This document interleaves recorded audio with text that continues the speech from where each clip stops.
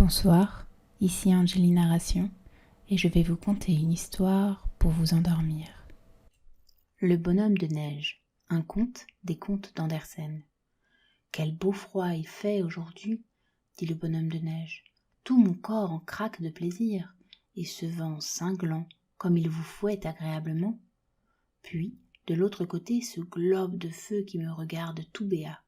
Il voulait parler du soleil qui disparaissait à ce moment. Oh, il a beau faire, il ne m'éblouira pas. Je ne lâcherai pas encore mes 2 escarboucles. Il avait en effet, au lieu d'yeux, 2 gros morceaux de charbon de terre brillants, et sa bouche était faite d'un vieux râteau, de telle façon qu'on voyait toutes ses dents. Le bonhomme de neige était né au milieu des cris de joie des enfants. Le soleil se coucha, la pleine lune monta dans le ciel, ronde et grosse, claire et belle. Elle brillait au noir firmament. Ah, le voici qui réapparaît de l'autre côté, dit le bonhomme de neige. Il pensait que c'était le soleil qui se montrait de nouveau. Maintenant, je lui ai fait atténuer son éclat. Il peut rester suspendu là-haut et paraître brillant. Du moins, je peux me voir moi-même. Si seulement je savais ce qu'il faut faire pour bouger de place, j'aurais tant de plaisir à me remuer un peu. Si je le pouvais, j'irais tout de suite me promener sur la glace et faire des glissades, comme j'ai vu faire aux enfants. Mais je ne peux pas courir. Ouah, ouah, aboya le chien de garde. Il ne pouvait plus aboyer juste et était toujours enroué, depuis qu'il n'était plus chien de salon et n'avait plus sa place sous le poil. Le soleil t'apprendra bientôt à courir. Je l'ai bien vu pour ton prédécesseur pendant le dernier hiver. Ouah, ouah. Je ne comprends pas, dit le bonhomme de neige. C'est cette boule là-haut, il voulait dire la lune, qui m'apprendra à courir? C'est moi plutôt qui l'ai fait filer en la regardant fixement. Et maintenant elle ne nous revient que timidement par un côté. Tu ne sais rien de rien, dit le chien. Il est vrai aussi que l'on t'a construit depuis peu. Ce que tu vois là, c'est la lune, et celui qui a disparu, c'est le soleil. Il reviendra demain, et tu peux m'en croire, il saura t'apprendre à courir dans le fossé. Nous allons voir un changement de temps. Je sens cela à ma patte gauche de derrière. J'y ai des élancements et des picotements très forts. Je ne le comprends pas du tout, se dit à lui-même le bonhomme de neige. Mais j'ai le pressentiment qu'il m'annonce quelque chose de désagréable. Et puis cette boule qui m'a regardé si fixement avant de disparaître et qui s'appelle le soleil, je sens bien qu'elle aussi n'est pas mon amie. Ouah ouah, aboya le chien, en tournant 3 fois sur lui-même. Le temps changea en effet. Vers le matin, un brouillard épais et humide se répandit sur tout le pays. Et, un peu avant le lever du soleil, un vent glacé se leva, qui fit redoubler la gelée. Quel magnifique coup d'œil quand le soleil parut. Arbres et bosquets étaient couverts de givre, et toute la contrée ressemblait à une forêt de blanc corail. C'était comme si tous les rameaux étaient couverts de blanches fleurs brillantes. Les ramifications les plus fines, et que l'on ne peut remarquer en été, apparaissaient maintenant très distinctement. On eût dit que chaque branche jetait un éclat particulier. C'était d'un effet éblouissant. Les bouleaux s'inclinaient mollement au souffle du vent. Il y avait en eux de la vie, comme les arbres en ont en plein été.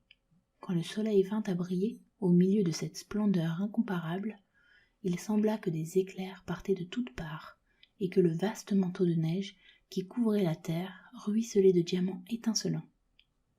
« Quel spectacle magnifique !» s'écria une jeune fille qui se promenait dans le jardin avec un jeune homme. Ils s'arrêtèrent près du bonhomme de neige et regardèrent les arbres qui étincelaient. Même en été, on ne voit rien de plus beau. Surtout, on ne peut pas rencontrer un pareil gaillard, répondit le jeune homme en désignant le bonhomme de neige. Il est parfait. Qui était-ce demanda le bonhomme de neige au chien de garde. Toi qui es depuis si longtemps dans la cour, tu dois certainement les reconnaître. Naturellement, dit le chien.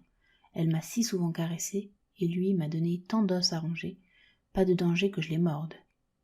Mais qui sont-ils donc? Des fiancés, répondit le chien. Ils veulent vivre tous les 2 dans la même niche et y ronger des os ensemble. Ouah ouah. Est-ce que ce sont des gens comme toi et moi? Ah, mais non, dit le chien. Ils appartiennent à la famille des maîtres. Je connais tout ici dans cette cour.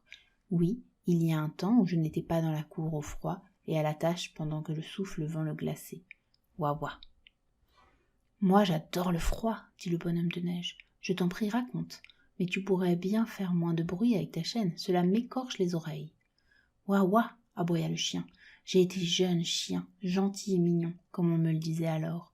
J'avais ma place sur un fauteuil de velours dans le château, parfois même sur le giron des maîtres. On m'embrassait sur le museau et on m'époussetait les pattes avec un mouchoir brodé. On m'appelait chérie, mais je devins grand et l'on me donna à la femme de ménage. J'allais demeurer dans le cellier. Tiens, d'où tu es, tu peux en voir l'intérieur. Dans cette chambre, je devins le maître. Oui, je fus le maître chez la femme de ménage. C'était moins luxueux que dans les appartements du dessus, mais ce n'en était que plus agréable. Les enfants ne venaient pas constamment me tirailler et me tarabuster comme là-haut. Puis j'avais un coussin spécial, et je me chauffais à un bon poêle, la plus belle invention de notre siècle, tu peux m'en croire.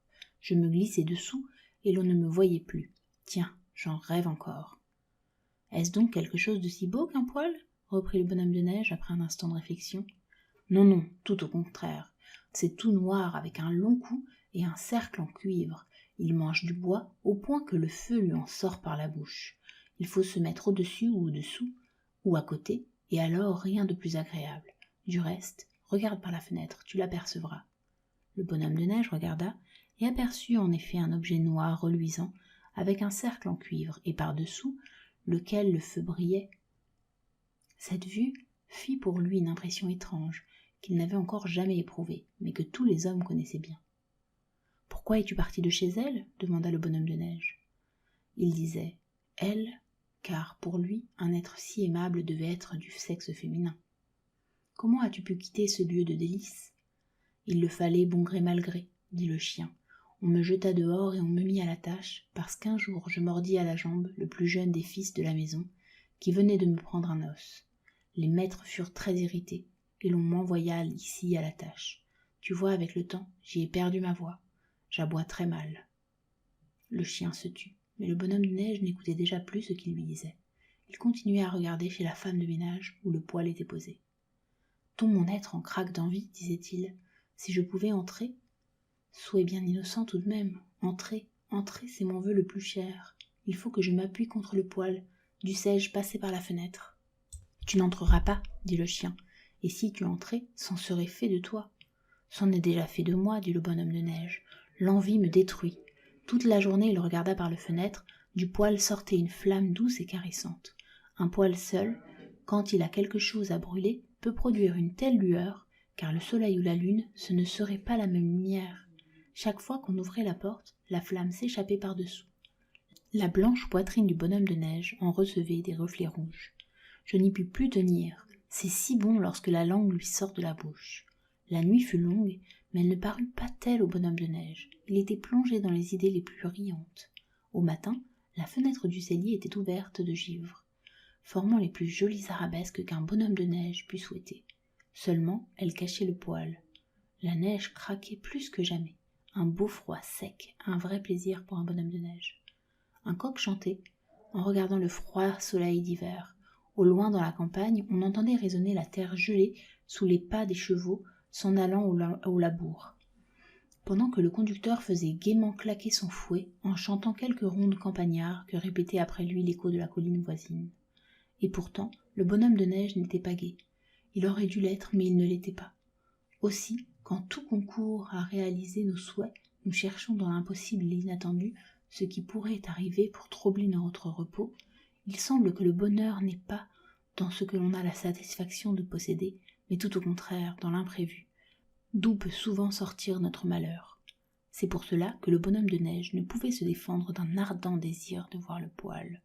Lui, l'homme du froid, auquel la chaleur pouvait être si désastreuse, et ses deux gros yeux de charbon de terre restaient fixés immuablement sur le poêle qui continuait de brûler, sans se douter de l'attention attendrie dont il était l'objet.